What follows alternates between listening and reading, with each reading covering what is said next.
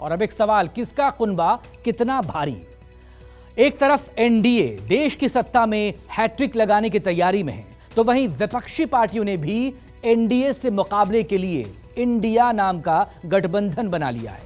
लेकिन इस बीच बंगाल कांग्रेस अध्यक्ष अधीर रंजन चौधरी ने कहा कि मोदी और एनडीए के खिलाफ कैसे वो खड़े हुए हैं, उसको लेकर रिपोर्ट आपने देखी।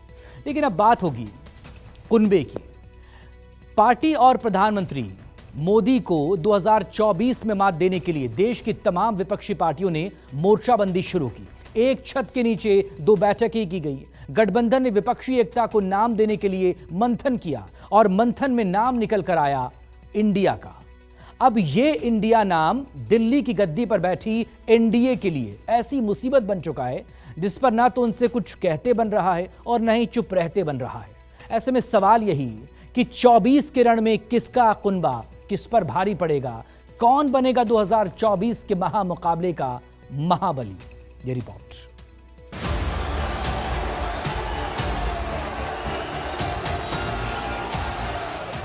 देश के लोग 2024 चुनाव में फिर एक बार हमारी सरकार वापस लाने का मन बना चुके।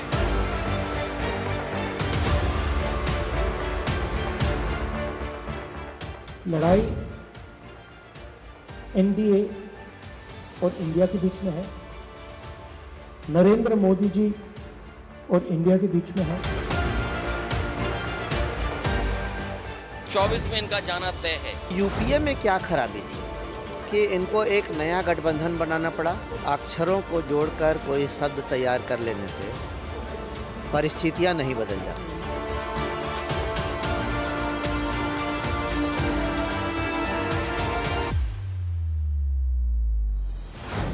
38 वर्सेस 26, कौन जीतेगा 24?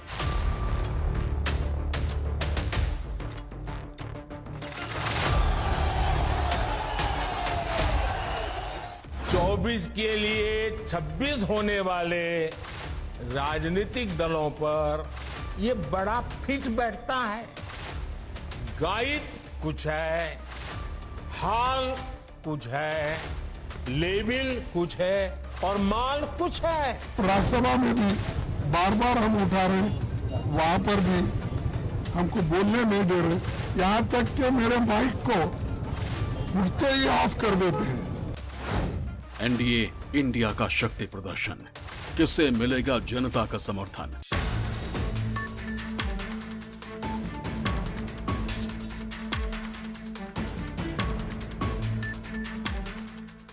INDIA का गठन जो है स्वार्थों के आधार पर हुआ और नाम बदल दिया। यूपीए के कारण से इतना भ्रष्टाचार उन्होंने किया है जिस कारण से वो बदनाम हो गए। अविश्वास या अध्यादेश, किसके साथ जनादेश?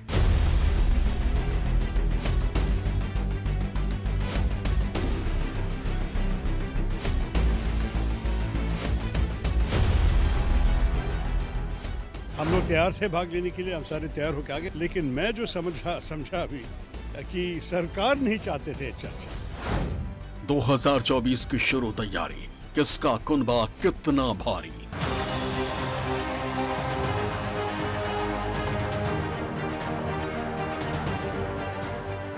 इस तरह से देश में हालात है, देश जो है परिवर्तन चाहता है, परिवर्तन होगा, इंडिया की सरकार जो है बनेगी।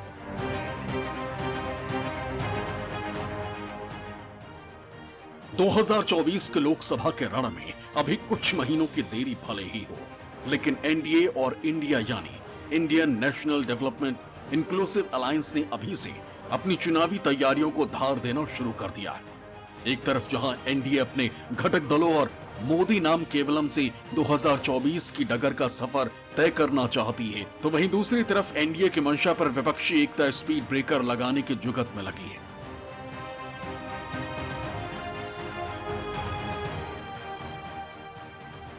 पहले विपक्षी गठबंधन ने इंडिया का गठन कर एनडीए के सत्ता के सवारियों को हिचकोले खाने पर मजबूर कर दिया और अब संसद में अविश्वास प्रस्ताव और दिल्ली अध्यादेश पर एकजुटता दिखाकर यह एहसास दिलाने की कोशिश की कि इस बार बीजेपी और उसके सहयोगी दलों की चुनावी डगर आसान नहीं होने वाली। 2014 में बम्पर जीत के साथ यूपीए को सत्ता से उखाड़ फेंकने वाली एनडीए को विपक्ष इतना एकजुट शायद इससे पहले कभी नहीं दिखा होगा जितना इस बार दिख रहा है।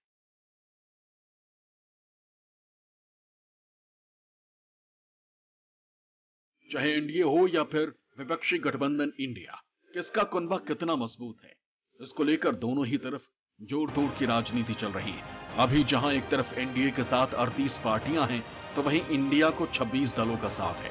ऐसे में अब दोनों गठबंधनों के बीच शक्ति प्रदर्शन का दौर शुरू हो गया है। किसका कुनबा कितना भारी, ये लाख टके का सवाल है। 2024 के लोकसभा चुनाव में अब 1 साल से भी कम का वक्त बचा है। ऐसे में अब सत्ताधारी और विपक्षी पार्टियां अपना कुनबा मजबूत करने में जुट गई हैं। विपक्षी पार्टियों ने मिलकर इंडिया नाम से गठबंधन बनाया है। साल 2024 में होने वाले लोकसभा चुनाव में मुकाबला किसके बीच होगा, इसकी तस्वीर साफ हो गई है। कांग्रेस समेत 26 विपक्षी पार्टियों ने बेंगलुरु, तो एनडीए की 38 पार्टियों ने दिल्ली में 2024 की रणनीति पर मंथन किया। विपक्ष लगातार सरकार को मणिपुर हिंसा पर लाए गए अविश्वास प्रस्ताव और दिल्ली अध्यादेश पर घेरने की कोशिश कर रहा है। मंगलवार को लोकसभा में गृह मंत्री अमित शाह की ओर से गृह राज्य मंत्री नित्यानंद राय ने इस बिल को पेश किया।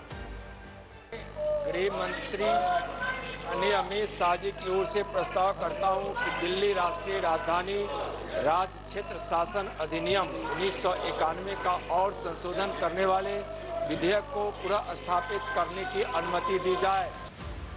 हालांकि विपक्षी सांसदों ने इस दौरान सदन के भीतर जमकर हंगामा काटा।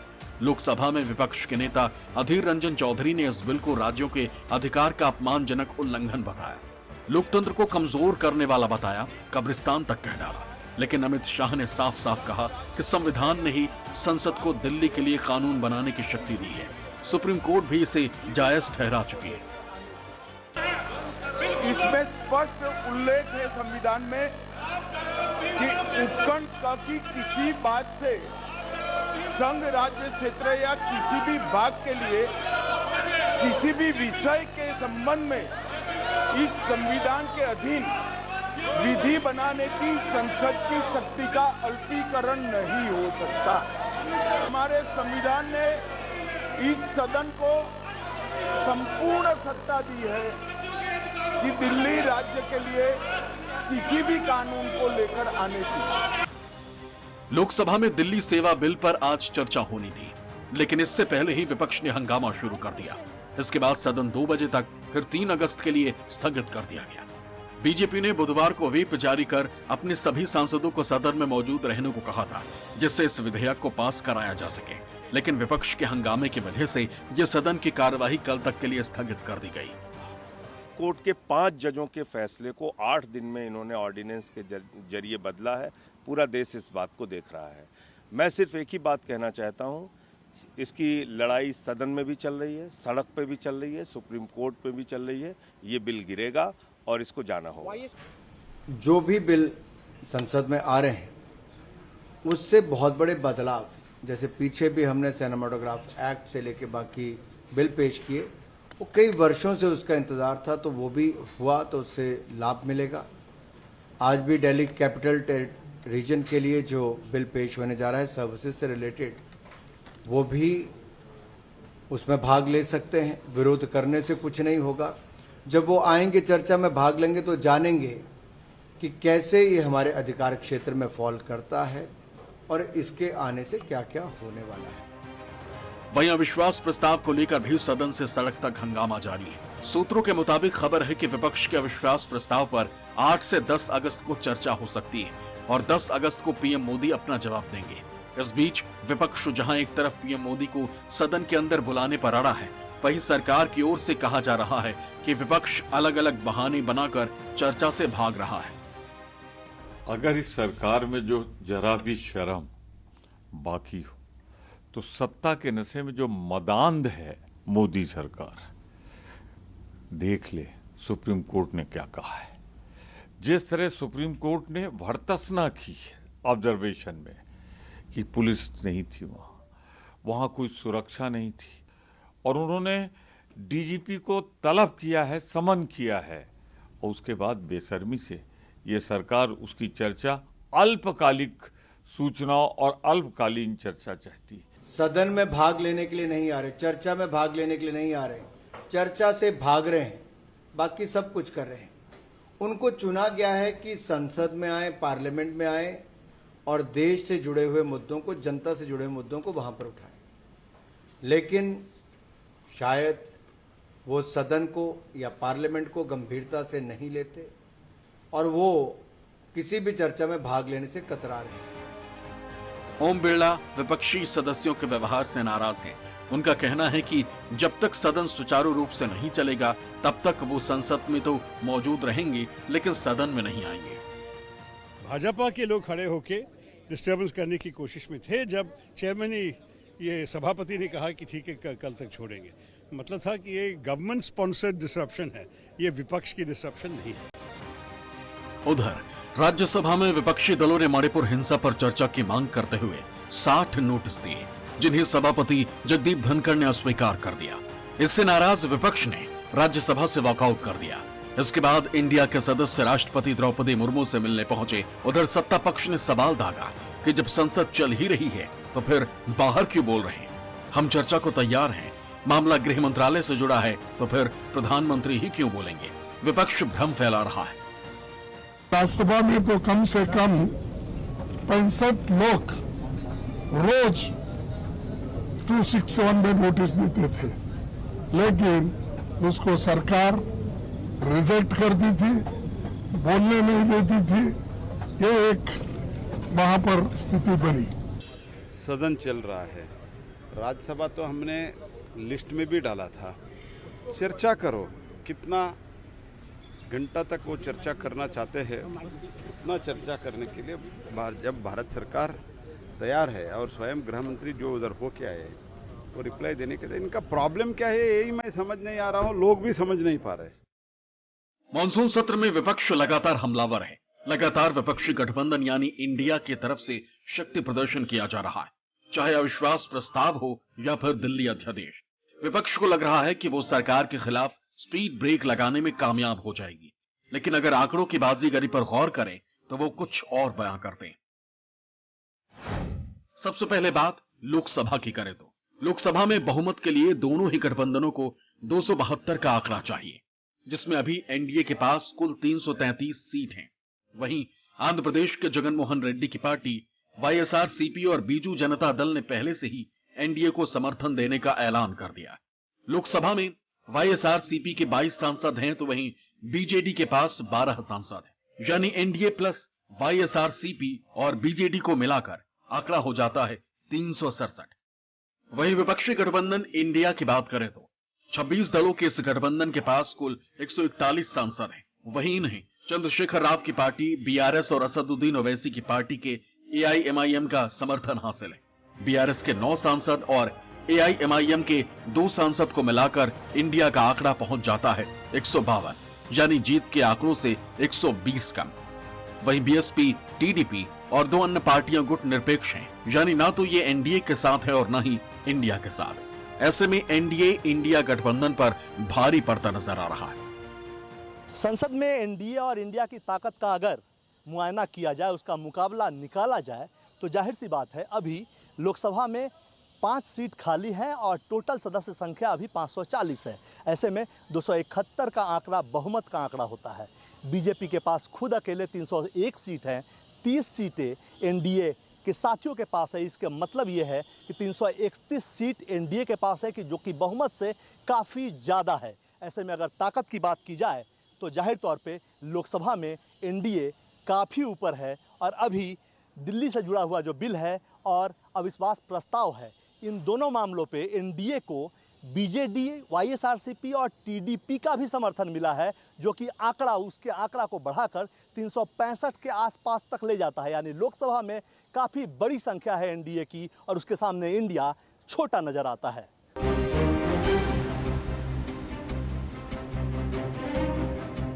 वहीं राज्यसभा को लेकर विपक्षी खेमा भले ही दावा कर रहा हो कि वो एनडीए को शिकस्त दे देगा, लेकिन असली हकीकत क्या है चलिए आपको बताते हैं। राज्यसभा में कुल 245 सीटें हैं, जिसमें से बहुमत के लिए 123 सीटों की जरूरत है। ऐसे में अगर एनडीए खेमे को देखें तो उसके पास कुल 105 सीटें हैं। वहीं YSRCP के 9 और बीजेडी के 9 सीटों को मिला दें तो यह आंकड़ा बहुमत को छू लेता है, यानी हो जाते हैं कुल 123। वहीं विपक्षी गठबंधन इंडिया की बात की जाए तो पहले से उसके पास 97 सीटें, वहीं BRS के समर्थन से यह आंकड़ा हो जाता है कुल 104, यानी बहुमत से 19 सीट कम। वहीं गुट निरपेक्ष पार्टियों की बात की जाए तो BSP के 1, TDP का 1 और अन्य पार्टियों का 1, यानी हो गए 3, जिसमें से TDP को लेकर यह कहा जा रहा है कि वो NDA के साथ जा सकती है। ऐसे में NDA की ताकत के सामने फिलहाल इंडिया कमजोर नजर आती। भले ही ये ताजा हालात हों, लेकिन एक बात तो तय है कि आने वाले चुनाव में मोदी की राह आसान नहीं होने वाली। यही वजह है कि विपक्ष की चाल को मात देने का बीड़ा खुद प्रधानमंत्री मोदी ने ही उठाया है। पीएम मोदी के निशाने पर कांग्रेस और दूसरी तमाम विपक्षी पार्टियां तो हैं ही, साथ ही प्रधानमंत्री अलग अलग अंदाज में इंडिया अलायंस को झूठा, फरेबी, धोखेबाज और जालसाज ठहराने में जुटे। परिवारवाद, क्विट इंडिया, परिवारवाद, छोड़ो इंडिया, तुष्टीकरण, क्विट इंडिया, तुष्टीकरण, छोड़ो इंडिया। क्विट इंडिया ही देश को बचाएगा और देश को विकसित भारत बनाएगा। एक वक्त था जब बीजेपी और मोदी नाम के आगे देश का विपक्ष शून्य हो चला था, लेकिन अब माहौल थोड़ा अलग है। विपक्ष को सत्ता के खिलाफ एकता में बल है वाली कहावत समझ आई और उसके बाद इस एकता ने इंडिया नाम से बड़ा कवच भी तैयार कर लिया। अब हालात ये हैं कि मुद्दा कोई भी हो, माहौल कैसा भी हो, सरकार सिर्फ इंडिया अलायंस को टारगेट कर रही है और इंडिया प्रेमी मोदी इंडिया नाम को विपक्ष के लिए ब्रांड नहीं बनने देना चाहते। इंडिया यूपी के द्वारा से परिवर्तन है, कुल मिलाकर के वो अपनी पहचान खो चुके हैं। उन्होंने केवल मात्र इतना किया कि शराब पुरानी, बोतल बाहर का कवर नया, उस पर एक को लगा दिया। इससे और ज़्यादा नुकसान उनको होने वाला है। अक्षरों को जोड़कर कोई शब्द तैयार कर लेने से परिस्थितियां नहीं बदल जाती। इनके इतिहास, भूगोल, सब कुछ से देश की जनता परिचित है। और रही बात इंडिया से डर वर की, ईस्ट इंडिया से हम लोग डरे थे। ईस्ट इंडिया ने इस देश को लूटा है। हम PFI, popular front of India ने लूटा है। हम लोग भारत के लोग हैं, इंडिया का ठीक मुकाबला कर लेते हैं।